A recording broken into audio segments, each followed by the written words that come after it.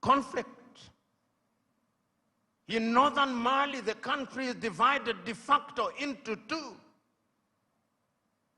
In the Democratic Republic of Congo, 120 armed groups, yet it is the busiest airspace in the continent of Africa. Minerals are being taken away to Europe and America. Central African Republic, the same. Libya, the same.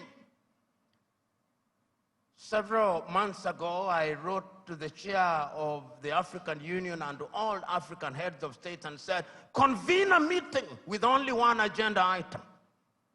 What can we do to save Africa from this slide? Only 4 replied. That is the state of the continent of Africa. We must deal with the basic things. We must solve conflict. We must change our governance. Because if we don't deal with the question of governance, we are going nowhere. Africa has become a continent where after every election there is conflict, because the pursuit of power is a cutthroat competition where throats are actually cut. And when the SMO was here and he consulted the oracles, he discovered that we have a problem in that direction. And that the sooner we resolve that, the safer we will be. Africa can rise and Africa will rise. But it's not going to rise by prayer and fasting.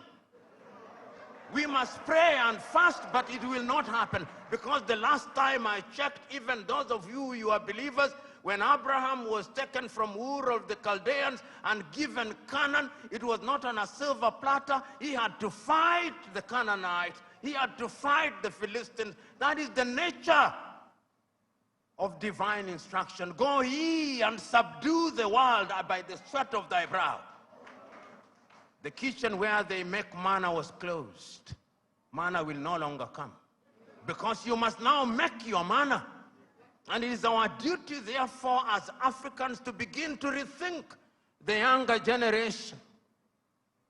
You know, there is a saying in Chichewa in Malawi, that more precious than our children are our children's children.